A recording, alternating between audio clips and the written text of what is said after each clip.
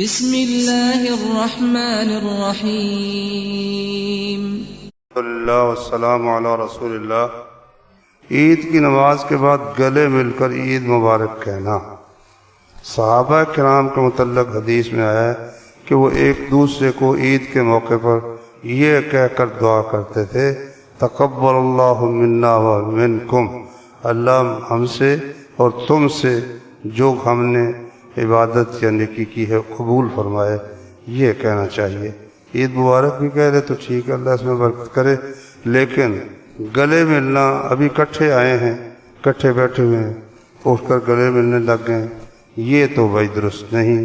ہاں دیر کے بعد ملے ہیں تو گلے لگ کر مل سکتے ہیں۔ 1/3 حصہ وراثت کا وارثین کو وصیت کر سکتا ہے یا نہیں؟ نہیں بھی، وارثوں کا تو حصہ مقرر ہو گیا نا، اس لیے ان کے حق میں وراثت کر وصیت کرنا یہ جائز نہیں ہے۔ کیا کسی مسجد کے لیے سواری پہ جا سکتے ہیں؟ اگر جا سکتے ہیں تو جو حدیث ہے کہ سوائے 3 مسجدوں کے سواری کا سامان کرنا منع ہے، مسجد اقصی، مسجد نبوی، مسجد حرام شریف، اس حدیث کے مفہوم کو سمجھا دیں۔ اس میں سفر نہیں، اس میں ہے لا تشد الرحال، اونٹوں پر کچاوے نہ کسے جائیں۔ ایک ہوتا ہے تھوڑا بہت سفر، تو کچاوے اس وقت کسے جاتے ہیں جب لمبا سفر ہو۔ تو لمبا سفر کسی مسجد کے متعلق یا کسی جگہ کے متعلق یہ سمجھنا کہ وہاں زیادہ ثواب ہے، یہ جائز نہیں ہے۔ تو بس ان 3 مسجدوں کے لیے جانا جائز ہے۔ ہمارے پاکستان میں مسلم کو ہی تبلیغ کرتے ہیں، یہ اچھی بات ہے، لیکن جو نان مسلم ہمارے پاکستان میں رہتے ہیں، عالم دین ان کو اسلام کی دعوت کیوں نہیں دیتے؟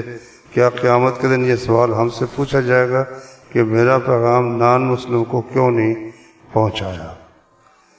یہ بھی ایک بہت بڑی مصیبت ہے کہ ہم نے یہ فرض کر رکھا ہے کہ لوگوں کو دعوت دینا یہ صرف مولوی صاحب کی ذمہ داری ہے۔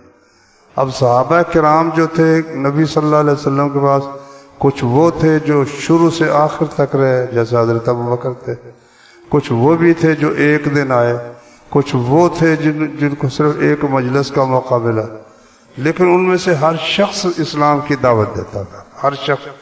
تو ہر شخص پر یہ ذمہ داری ہے، صرف مولوی صاحب پر یہ ذمہ داری نہیں ہے۔ تو کوشش بھائی کرنی چاہیے اللہ کی توفیق سے۔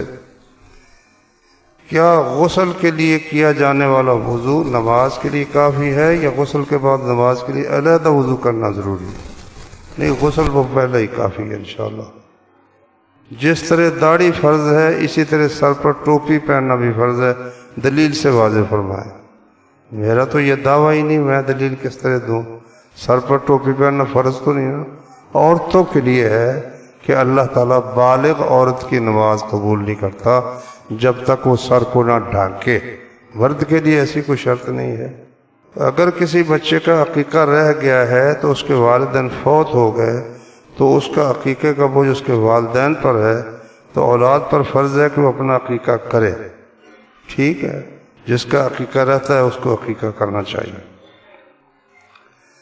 لے پالک بچوں کی ولدیت تبدیل کرنے کے بارے میں اسلام میں کیا حکم ہے؟ وہ تو واضح طور پر اللہ نے فرمایا کہ جو تمہارے منہ بولے بیٹے ہیں وہ تمہارے بیٹے نہیں ہیں، ان کو ان کے باپوں کے نام پر ہی بلایا کرو۔ ادعوہم لآبائہم، ان کے جو اصل باپ ہیں وہی ولدیت بیان کرو۔ ولدیت تبدیل کرنا یہ بالکل حرام ہے، اس میں کئی گناہوں کا ارتکاب ہے۔ ایک تو جھوٹ ہے سب سے پہلے، اس کے بعد یہ ہے کہ اس کے اگر شناختی کارڈ میں لکھا گیا تو اس کی جائیداد کا وارث بن جائے گا، جو اس کے اصل وارث بیٹے ہیں وہ محروم ہو جائیں گے، تو یہ درست نہیں ہے۔ پہلے تشہد میں، دوسرے تشہد میں دایاں اور بایاں گھٹنے پر کیسے رکھنے ہیں؟ بایاں ہاتھ تو ویسے ہی رکھ لیں گھٹنے پر، دایاں ہاتھ جو ہے وہ یہ انگوٹھے کا اور جو سب سے بڑی انگلی ہے انگلیاں بند کر لے، تینوں، چھوٹی انگلی اس کے ساتھ اور اس کے ساتھ انگوٹھے کو بڑی انگلی کے ساتھ ایک حلقہ بنا لیں، تو شہادت کی انگلی جو ہے وہ اس کو آپ اٹھا کر شروع سے رکھیں اور ہلاتے رہیں اور دعا پڑھتے رہیں۔ دوسرے سجدے سے جب اٹھے اس وقت سے وہ اٹھا لینی چاہیے اور اٹھا کر ہی رکھنی چاہیے، اور نبی صلی اللہ علیہ وسلم انگلی پر ہی نظر رکھتے تھے اتحیات کے درمیان۔ اللہ تبارک و تعالی ہم سب کو معاف فرمائے اور سارے مسلمانوں کی پریشانیاں دور فرمائے۔